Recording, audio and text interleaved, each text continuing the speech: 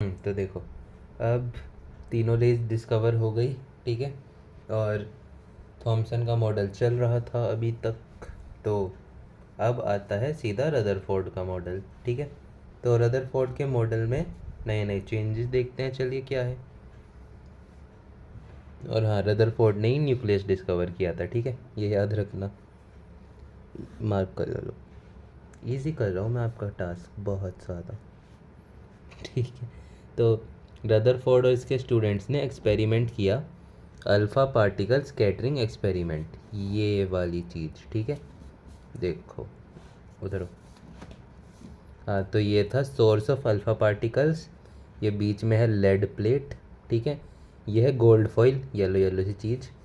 और ये इसके पूरे साइड में जो कवरिंग है, ये है फ्लोरोसेंट स्क्रीन, जिसे फोटोग्राफिक प्लेट बोल लो, जिंक सल्फाइड स्क्रीन बोल लो, सब तीनों इसी के नाम है, ठीक है। तो ये वो लगी हुई है। अब क्या हुआ, एक सेकेंड। तो इसके अब हम वो देखते हैं, क्या कहते हैं, ऑब्जर्वेशंस, ठीक है। तो alpha particles from a lead plate, मतलब ये तो एपरेटस है, ठीक है। Alpha particles from a lead plate directed at thin foiled of gold, thickness 100 nanometre, and gold foil is covered by circular fluorescent zinc sulphide screen, जिसे photographic plate बोलते हैं, ठीक है। तो एपरेटस आपको याद रखने की कोई घंटा ज़रूरत नहीं है, किसी काम का नहीं होता। मॉडल पे आते हैं। मॉडल्स, तो मॉडल मॉडल में क्या है, इसने कहा the positive charge and most mass of electron is concentrated densely in very small region known as nucleus, ठीक है। एकदम सही बात है, इसको मिला 1 पॉइंट। यहाँ पे आपको ये 1 पॉइंट याद करना है, ठीक है। उसके बाद nucleus is surrounded by electron revolving in circular orbits path at very high speed known as solar system model, ठीक है। मतलब जैसे सोलर सिस्टम में सन के अराउंड प्लैनेट्स घूमते हैं, इसने अपना मॉडल वैसे डिस्क्राइब किया। बहुत ज़रूरी पॉइंट है, ये भी आपको याद रखना है। और बात तो ये भी बिल्कुल सही थी, ठीक है, एक और पॉइंट मिलता है इसको। उसके बाद तो तीसरा पॉइंट था electron and nucleus held together by electrostatic forces, ये एकदम सही पॉइंट, ठीक है। 3 नंबर मिलते हैं इसको। आओ आगे देखते हैं। तो इलेक्ट्रोस्टैटिक फोर्सेस का देखो फॉर्मूला होता है ये वाला, के Q1 Q2, मतलब के चार्ज 1 चार्ज 2 अपॉन डिस्टेंस का स्क्वायर, ठीक है, जितना उनके बीच में डिस्टेंस है, ठीक है। तो इसने क्या बोला था कि ये न्यूक्लियस है, ये न्यूक्लियस, ये इलेक्ट्रॉन, ठीक है। और बोला था इसने इलेक्ट्रॉनिक सर्कुलर ऑर्बिट में घूम रहा है। तो सिंपल सी बात है, सर्कुलर ऑर्बिट में घूमेगा तो उस पर सेंट्रीफ्यूगल फोर्स लगेगी बाहर की तरफ, ठीक है। और इसने बोला था न्यूक्लियस अट्रैक्ट कर रहा है इलेक्ट्रॉन को बाय इलेक्ट्रोस्टैटिक फोर्स, तो वो अंदर की तरफ करेगा। तो सेंट्रीफ्यूगल फोर्स और न्यूक्लियस का फोर्स इक्वल होगा, तभी जाके एटम स्टेबल होगा, ठीक है, सिंपल। तो इससे ये रिलेशन बन जाता है कि के Q1 Q2 upon r square equal to mv² by r, जो कि सेंट्रीफ्यूगल फोर्स का फॉर्मूला होता है, ठीक है। इससे ये वाला फॉर्मूला बनता है, ओके। अब आगे देखते हैं। इस मतलब ये वाला इसने दे के छोड़ दिया, ठीक है। अब इसका यूज़ आगे साइंटिस्ट करेंगे, वो हम देखते हैं अभी। तो इसके ड्रॉबैक्स देखते हैं पहले। वह ना चार्ज, मतलब इसके ड्रॉबैक्स में था कि मतलब एक आदमी था, कोई अजीब सा, क्या नाम था उसका, फराडे ही था शायद ये, जिसने ये हरकत करी थी। तो इसके मतलब किसी ने कहा था इसे कि अ चार्ज पार्टिकल्स जब यूनिफॉर्म एक्सेलरेशन से सर्कुलर मोशन में घूमता है तो वो रेडिएशन एमिट करता है, ठीक है, इलेक्ट्रोमैग्नेटिक रेडिएशन। तो वो एमिट कर रहा है कुछ ना कुछ रेडिएशन, मतलब एनर्जी। तो वो अपनी एनर्जी लूज़ करेगा, उसका पाथ धीरे धीरे धीरे धीरे छोटा होगा और वो जाके न्यूक्लियस से टकरा जाएगा, ठीक है, सिंपल। तो ये वाला आपको ड्रॉबैक याद रखना है, ऐसे याद ही हो जाता है, रटने की क्या ज़रूरत है, ठीक है। दूसरा ड्रॉबैक था कि इलेक्ट्रॉनिक कॉन्फ़िगरेशन के बारे में इन्होंने कुछ नहीं बताया कि इलेक्ट्रॉन्स किस तरह अरेंज हैं, ऑर्बिट्स में शेल्स वगैरह कुछ नहीं बताया गया था। ठीक है, तो उसके बाद तीसरा जो ड्रॉबैक था, ये भी स्टेबिलिटी नहीं बता पाया, मतलब पॉजिटिव नेगेटिव इसने भी सीधे सीधे साथ रख दिए थे, कुछ बैरियर वगैरह कुछ नहीं था बीच में। ठीक है, सिंपल। तो अब तक क्या हो गया देख, अभी तक ऐसे टाइमलाइन चलती जा रही है। ठीक है, सबसे पहले डिस्कवरी हुई इलेक्ट्रॉन्स की, ठीक है, इससे कैथोड रे एक्सपेरिमेंट से। उसके बाद डिस्कवरी हुई इलेक्ट्रॉन के चार्ज टू मास रेशियो की, छोड़ो आ नहीं रहा व्यू में, आ गया। ठीक है, उसके बाद डिस्कवरी हुई इसका मतलब चार्ज ऑफ इलेक्ट्रॉन की। पहले आया charge to mass ratio of electron, फिर आया चार्ज ऑफ इलेक्ट्रॉन। ठीक है, फिर डिस्कवरी हुई प्रोटॉन एंड न्यूट्रॉन्स की। ठीक है, यहाँ ये याद रखना, इन दोनों को साथ मिला के न्यूक्लियॉन्स कहते हैं। ठीक है, याद होगा तुझे शायद। उसके बाद आए एटॉमिक मॉडल्स। ठीक है, एटॉमिक मॉडल में पहले क्या था, थॉमसन का मॉडल, सबसे टुच्चा मॉडल। ठीक है, उसके बाद क्या आया, थॉमसन के मॉडल के बीच में एक्स रेज डिस्कवर हुई, रेडियो एक्टिविटी डिस्कवर हुई। रेडियो एक्टिविटी में वही अल्फ़ा बीटा और गामा पार्टिकल्स।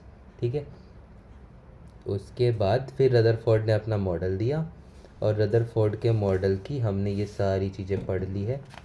ये इसकी ऑब्जर्वेशंस जो यहाँ पे है वो आपको बताइए अभी अभी। ठीक है, उसके बाद ये सब हुआ, ये तुझे आता ही होगा देख, मतलब क्या कहते हैं, पहले चैप्टर की वजह से ये सब तुझे आता होगा, एटॉमिक नंबर, मास नंबर। ठीक है, तो ऑब्वियसली नहीं पढ़ाने वाला ना मैं ये चीज़ तो। ठीक है, और isotope, isobars are atoms with same mass number but different atomic number, और atoms with identical atomic number but different mass number are known as isotopes. ठीक है, इतनी ही औकात है बस इन दोनों चीज़ों की, इससे ज़्यादा नहीं पढ़ाई जा सकती। ठीक है, तो रदरफोर्ड मॉडल के ड्रॉबैक्स दे रखे हैं, उसके बाद ये भी हमने अभी अभी पढ़े।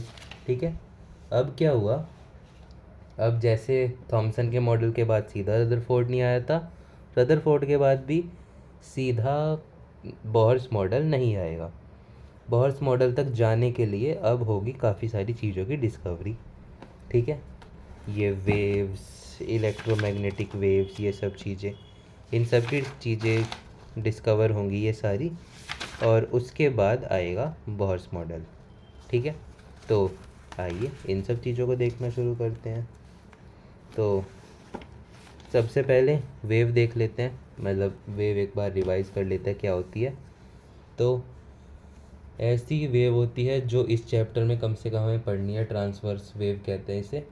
ठीक है, तो ये एक एक्सिस है, एक्स एक्सिस। ठीक है, इस पे ऊपर नीचे मतलब जितना ये डिस्टेंस है, एक्सिस से जितना ऊपर जाए या एक्सिस से जितना नीचे जाए उस हाइट को कहते हैं एम्पलीट्यूड।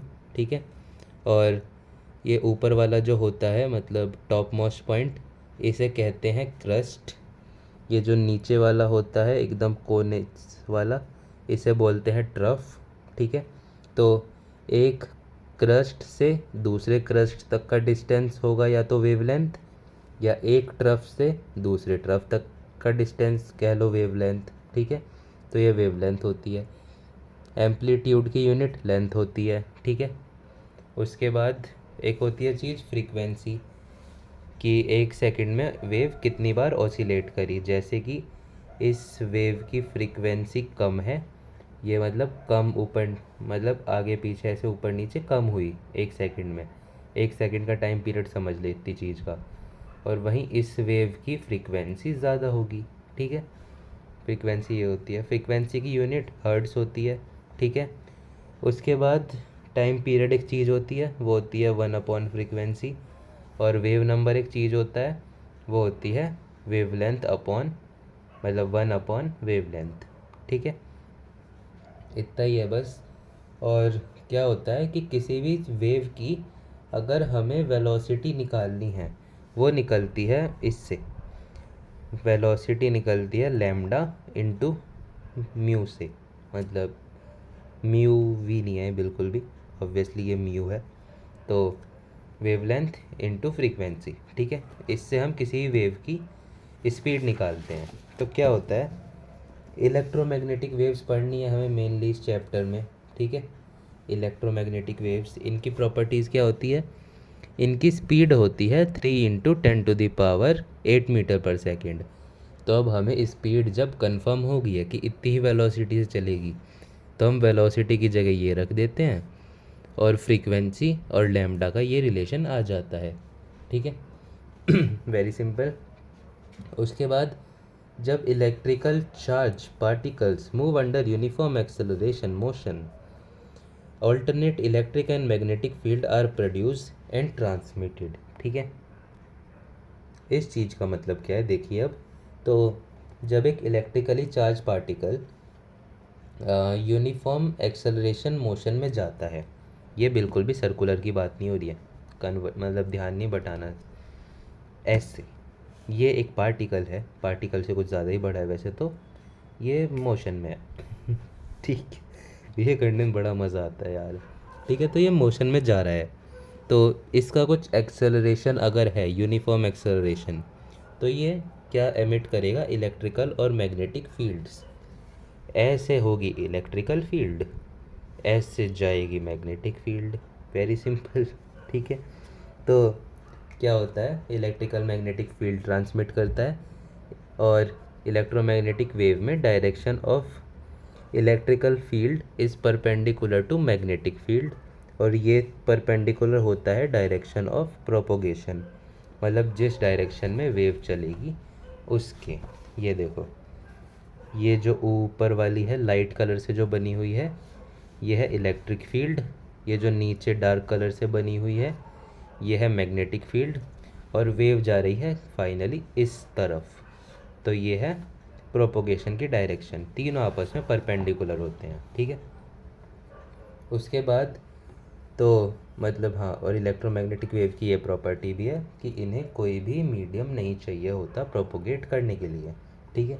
तो एक बार देख लेते हैं आपको नोट क्या क्या करवाना था, ठीक है। ये ड्रॉबैक था, ये भी ड्रॉबैक नोट कर लेना, मतलब ये अगर नोट ना भी करे ये वाली चीज़ें, तो ये याद कर लियो, ऐसे मतलब मन में रहना चाहिए, ऑब्वियसली याद तो रहता ही है। इसमें एम्पलीट्यूड समझ आ जाना चाहिए, फ्रीक्वेंसी, उसकी यूनिट, एक आर्मस्ट्रॉन्ग ये याद रखियो, एक नैनोमीटर याद रखियो। उसके बाद नंबर ऑफ, मतलब ये जो वेव नंबर है इसकी एक छोटी सी डेफिनेशन है, number of wave length per unit length, ठीक है। तो अभी तक ऐसा कुछ है नहीं जो आप नोट करें, ये सारी चीज़ें आप नोट कर सकती हैं इलेक्ट्रोमैग्नेटिक वेव्स में, कि ये स्पीड की लाइट से, मतलब लाइट की स्पीड से ट्रैवल करती हैं, ठीक है। उसके बाद ये काफ़ी इम्पोर्टेंट पॉइंट है इनका, और ये वाला भी, ठीक है। तो ये तीनों इनके इम्पोर्टेंट पॉइंट्स हैं, ये आपको याद करना है तो कर लेना, रट ही लेना ऑब्वियसली, ठीक है। फिर आते हैं इलेक्ट्रोमैग्नेटिक स्पेक्ट्रम पे। तो many types of electromagnetic radiations which differ from one another in wavelength, lambda और फ्रीक्वेंसी।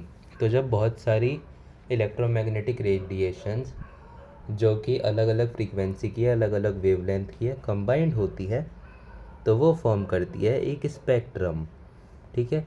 स्पेक्ट्रम हो सकता है कंटिन्यूस या फिर डिसकंटिन्यूस, ठीक है। मतलब डिसकंटिन्यूस कंटिन्यूस एक वे में होता है, आपको वो समझने की ज़रूरत नहीं है, बस ये समझ लो दोनों हो सकता है वो कंटिन्यूस या डिसकंटिन्यूस। तो जो विजिबल स्पेक्ट्रम होता है, विजिबल लाइट वाला, वो होता है continuous spectrum from red to violet, ठीक है। उसके बाद विजिबल लाइट जो होती है उसकी ये फ्रीक्वेंसी दे रखी है, ठीक है। तो ये इलेक्ट्रोमैग्नेटिक स्पेक्ट्रम, ये हम अभी थोड़ी आगे चल के और अच्छे से देखते हैं, इसे अभी यहीं रहने देते हैं। इसमें अगर आपको ये देखना है, याद करना है, तो आप कर सकते हो, ठीक है। तो अब आए फिर प्लैंक्स क्वांटम थ्योरी। तो इसमें क्या होता है, एनर्जी और फ्रीक्वेंसी को हम कंपेयर करते हैं, बड़ी वाहियात थ्योरी है वैसे तो, पर कोई नहीं, पढ़नी पड़ती है।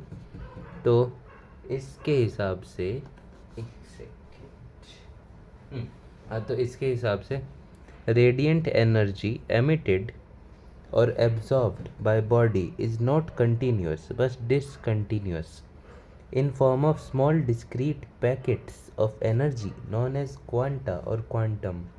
ठीक है, तो इसका कहना ये था, साफ सीधी सी बात, एनर्जी मतलब जो हम देख रहे हैं, ये जो हम रेडिएशंस देख रहे हैं, ये ऐसे एक सीधी लाइन में नहीं है, ये ऐसे ऐसे ऐसे ऐसे ऐसे ऐसे करते हुए जा रहे हैं। ठीक है, तो इसका कहना था ये कंटिन्यूअस नहीं है, ये डिसकंटिन्यूअस हैं। ठीक है, और ये जो स्मॉल स्मॉल डॉट डॉट हैं ये डिस्क्रीट हैं, मतलब नेचुरल नंबर्स, मतलब 1 2 3 4 5 ये फ्रैक्शंस में नहीं हो सकते, सिर्फ नेचुरल नंबर्स। ठीक है, तो ये डिस्क्रीट हैं, डिसकंटिन्यूअस हैं, और इन्हें कहा जाता है क्वांटा या फिर प्लूरल में क्वांटम। ठीक है, तो ये कहना था सिंपल सा इसका। उसके बाद इससे ही फॉर्मूला बना, ये आप याद कर लेना। ठीक है, उसके बाद ये फार्मूला बना इसी से कि E is equal to H nu. ठीक है, और ये जो क्वांटा था इसे ही लाइट के केस में, मतलब स्मॉल मतलब स्मॉल पैकेट्स होते थे ना एनर्जी के क्वांटा, तो उन्हें ही लाइट के केस में कह दिया गया फोटॉन्स। ठीक है, उसके बाद E is equal to H nu, इसी ने दिया था फॉर्मूला सिंपल सा। तो energy is equal to Planck's constant 6.626 into 10⁻⁻34 joule per second. ठीक है, तो एनर्जी निकालने के लिए हम ये दिखते हैं। ठीक है, आइए आगे देखते हैं।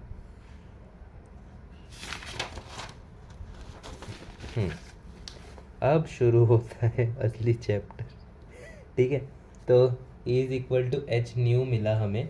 तो अब वो जो फ्रीक्वेंसी थी, मतलब E is equal to H nu में ये जो फ्रीक्वेंसी है, मतलब न्यू है, इसे हम अब अलग अलग तरीके से लिख सकते हैं। ठीक है, तो म्यू की जगह हम C बाय लैम्डा लिख सकते हैं। तो एक फार्मूला बना E is equal to h c by lambda. ठीक है, और उसके बाद इनसे अब हम रिलेशंस निकालेंगे।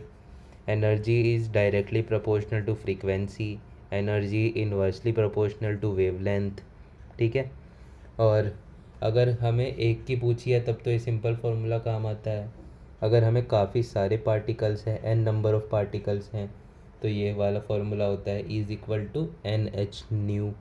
ठीक है, उसके बाद ये इतना काम ना भी आए तो ये रेशियोज़ काम आते हैं कि energy 1 upon energy 2 is equal to lambda 2 upon lambda 1, क्योंकि इन्वर्स रिलेशन है तो लैम्डा 2 ऊपर लैम्डा 1 नीचे। ठीक है, energy 1 upon energy 2 is equal to mu 1 upon mu 2, क्योंकि डायरेक्ट रिलेशन है। ठीक है, ये वाला याद रखना, बहुत काम आता है आगे। ठीक है, energy is equal to 1240 upon lambda जब नैनोमीटर में हो। ठीक है, उसके बाद एनर्जी इज़ इक्वल टू 12400 जब वेवलेंथ आर्मस्ट्रॉन्ग में हो। ठीक है, उसके बाद ये यूनिट्स हैं कुछ। 1 electron volt is equal to 1.6 into 10⁻⁹ joules. ये आपको याद रखनी है, काम की है, नीचे वाली मत भी रख, कोई फ़र्क नहीं पड़ता। ठीक है, उसके बाद है conservation of energy. Conservation of energy simple सी बात बोलती थी कि जितनी एनर्जी आई उतनी एनर्जी चली जाएगी। ठीक है, रेडिएशन आया, एब्जॉर्व किया बॉडी ने, एमिट किया, तो जितना एब्जॉर्व किया था अगर उसकी वेवलेंथ म्यू थी तो जो एमिट किया उन तीनों की वेवलेंथ मिला के म्यू के इक्वल होगी। ठीक है, mu is equal to mu 1 plus mu 2 plus mu 3, 1 2 3। ठीक है, बहुत सिंपल चीज़। ये वही बॉडी एब्जॉर्व किया, रिलीज़ किया, lambda 1 by lambda equal to 1 by lambda 1 plus 1 by lambda 2 plus 1 by lambda 3, infinity तक चलता ही रहेगा ये। ठीक है, ये वाले ऐसे ऐड हो जाते हैं, ये वाले ऐसे ऐड हो जाते हैं। ठीक है, फिर आता है black body radiation. Black body क्या होती है? एक ideal body, hypothetical body that absorb all radiations and release all radiations. ठीक है, इसका एनसीईआरटी में एक बड़ा वाहियात सा एग्जाम्पल दे रखा है, मतलब इसका तो नहीं दे रखा है, इससे मिलता जुलता एक एग्जाम्पल दे रखा है। कहा हुआ है कि hot objects emit electromagnetic radiation over wide range of wavelength. ठीक है, तो ये कहा हुआ है उन्होंने, जब हम एक स्टील रॉड को, मतलब हॉट ऑब्जेक्ट्स काफ़ी सारे रेडिएशंस एमिट करते हैं, तो उसका एग्जाम्पल दिया हुआ है कि जब हम एक स्टील रॉड को हीट करते हैं तो पहले वो रेड होती है। ठीक है, ऐसे चलती है, वो पहले रेड होती है, फिर वो थोड़ी और गर्म होती है, मतलब जब पिघलने वाली स्टेट में आती है ब्लू होती है, फिर वो और गर्म गर्म होती होती ऐसे ग्रीन तक पहुंचती है, फिर एकदम एंड में ब्लू, और एकदम एंड में वाइट हो जाती है, स्पार्कलिंग वाइट। ठीक है, मतलब पहले वाइट होती है फिर ब्लू हो जाती है, सॉरी। ठीक है, तो क्या होता है कि यही बता रखा है उन्होंने कि वो ज़्यादा वेवलेंथ से कम वेवलेंथ तक जा रही है। ठीक है, बस इतना ही बताया हुआ है इन्होंने कि वो बहुत सारे, मतलब हॉट ऑब्जेक्ट्स जो होते हैं वो बहुत सारी रेडिएशन एमिट करते हैं, डिफरेंट टाइप्स ऑफ रेडिएशन। इतना सा बताया हुआ है ब्लैक बॉडी के बारे में। बाकी सब तो यही है कि जितना वो एब्जॉर्व करेगी उतना ही वो रिलीज़ कर देगी। ठीक है, और इसके हिसाब से this mean intensity of radiation of different wavelength emitted by hot body depend upon its temperature. ठीक है, ये वाला काम का है रिलेशन, ये याद रखियो। ये अजीब सा जो ग्राफ दे रखा है एनसीईआरटी में ये वाला, ठीक है, ये आता है। इसमें सिंपल ये पूछते हैं, ग्राफ टेम्परेचर बढ़ेगा तो ग्राफ कहाँ होगा? टेम्परेचर बढ़ेगा, ठीक है, तो ग्राफ ऐसा ऊपर की तरफ बनता चला जाएगा, लेफ़्ट में जाएगा और ऊपर की तरफ graph will shift toward left. ठीक है, और इंटेंसिटी क्या होती है अगर ना पता हो तुझे? तो इंटेंसिटी होती है कि एक लाइट के अंदर कितने फोटॉन्स हैं, नंबर ऑफ फोटॉन्स ज़्यादा, इंटेंसिटी ज़्यादा। ठीक है, अब आता है फोटो इलेक्ट्रिक इफेक्ट, देख लेते हैं इसे भी, आइए। When beam of light is put on the metal like potassium, rubidium, caesium, they emit electrons. ठीक है, तो जब इन तीनों एटम, मतलब इन तीनों मेटल्स पे लाइट फेंकी जाती है, बीम ऑफ लाइट, तो वो इलेक्ट्रॉन्स एमिट करते हैं, इसी को कहते हैं फोटो इलेक्ट्रिक इफेक्ट। ठीक है, इसकी प्रॉपर्टीज़ होती हैं, there is no time lag between ejection of electron, मतलब लाइट आई और इजेक्ट हुआ, उसके बीच में कोई टाइम लैग नहीं होगा। ठीक है, number of electron eject directly proportional to intensity या फिर ब्राइटनेस ऑफ लाइट। ठीक है, उसके बाद ये जो थ्रेशोल्ड फ्रीक्वेंसी होती है, ये शायद तुझे पता होगा कि ये एक मेटल सरफेस है, ये लाइट आ रही है किसी म्यू से। ठीक है, तो इस सरफेस की अपनी खुद की एक थ्रेशोल्ड फ्रीक्वेंसी होगी कि इससे कम फ्रीक्वेंसी की अगर लाइट फेंकोगे तो ये इलेक्ट्रॉन्स एमिट नहीं करेगी। ठीक है, ये थ्रेशोल्ड फ्रीक्वेंसी होती है, तो ये वो है, मतलब इसका कंडीशन फोटो इलेक्ट्रिक इफेक्ट का कि इंसिडेंट फ्रीक्वेंसी थ्रेशोल्ड फ्रीक्वेंसी से ज़्यादा होनी चाहिए, तभी इलेक्ट्रॉन्स निकलेंगे। ठीक है, तभी फोटो इलेक्ट्रिक इफेक्ट हो पाएगा। ये इसका एपरेटस है सिंपल सा, यहाँ से लाइट आती है, ऐसे ही कैथोड रे ट्यूब जैसा एक्सपेरिमेंट है, यहाँ से लाइट आती है, यहाँ से इलेक्ट्रॉन भाग जाता है, सिंपल। ठीक है, उसके बाद आइंस्टाइन ने इसका मैथमेटिकल एक्सप्लेनेशन दिया, आइए उससे भी देख लेते हैं। बहुत प्यारा एक्सप्लेनेशन है, मज़ा आ जाएगा। ठीक है, फिर होती है एक थ्रेशोल्ड एनर्जी, जिसे वर्क फंक्शन भी कहते हैं। ये होती है minimum energy required to release photo electron from metal. ठीक है, एक होती है मतलब एक होती है थ्रेशोल्ड फ्रीक्वेंसी, एक होती है थ्रेशोल्ड एनर्जी।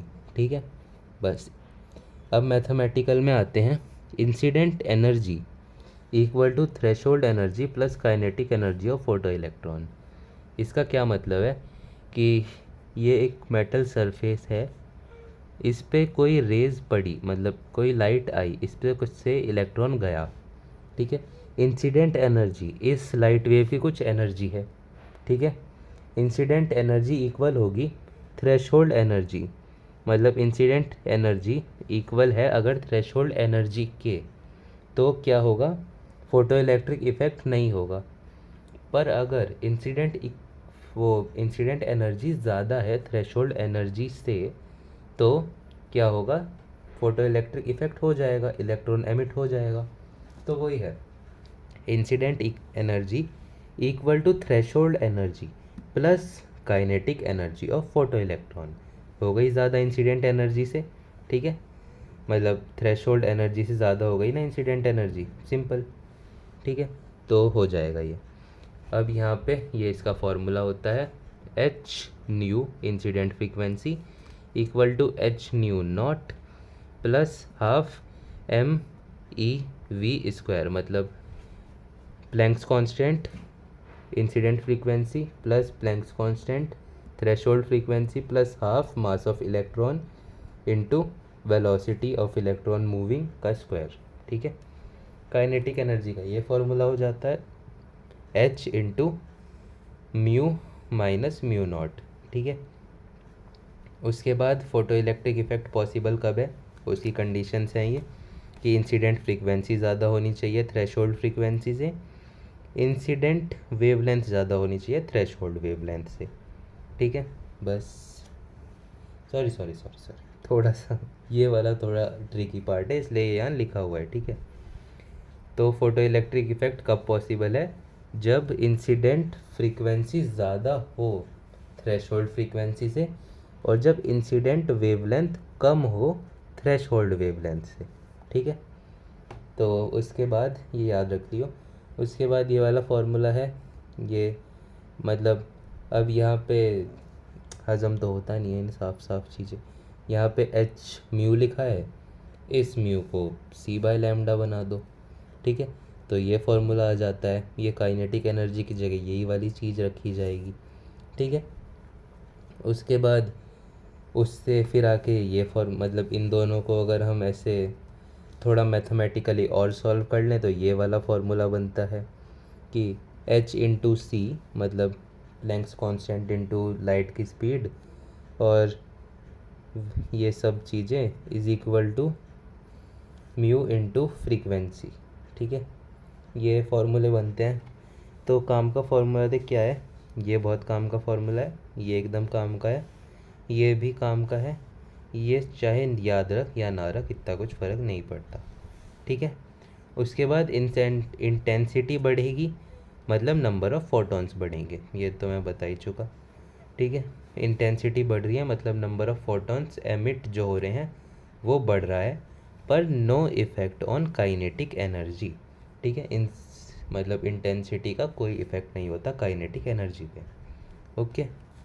आइए आगे देखते हैं क्या है, ठीक है। तो सारी डिस्कवरीज हो गई, सिंपल। अभी तक हम देखते हैं हमने क्या क्या पढ़ा है, ठीक है। एटॉमिक मॉडल्स के आगे देखते हैं। वे यार क्या है ये, हाँ तो एटॉमिक मॉडल्स ख़त्म हुए, ड्रॉबैक पढ़े वो रदरफोर्ड मॉडल के हमने। उसके बाद development lead to Bohr's model of atom, ठीक है। तो वेवलेंथ और इलेक्ट्रोमैग्नेटिक रेडिएशन पढ़ा हमने, मतलब wave nature of electromagnetic radiation पढ़ा, ये सब चीज़ें, ओके। इसमें अब मैं समझा ही देता हूँ, ये आगे तो अब क्या ही आएगा, पता नहीं कहाँ लिख रखा होगा मैंने। तो देख इसमें क्या होता है, ये सबसे इधर आती है गामा रेज, सबसे इधर आती है लॉन्ग रेडियो वेव्स, ठीक है। ऐसे जाएंगे, मतलब कैसे होता है वो,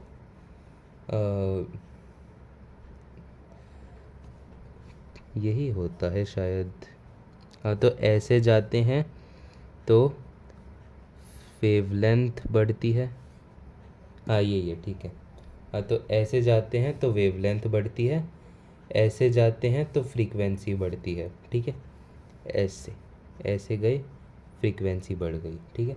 ऐसे जा रहे हैं, वेवलेंथ बढ़ गई। तो रेडियो वेव्स की वेवलेंथ सबसे ज़्यादा होती है। उसके बाद मतलब ये रेडियो वेव्स के ही पार्ट हैं, एफएम एएम, ठीक है। उसके बाद माइक्रोवेव, फिर इंफ्रारेड, फिर विजिबल वेव्स, फिर अल्ट्रावायलेट, फिर एक्सरेज और फिर गामा रेज, ठीक है।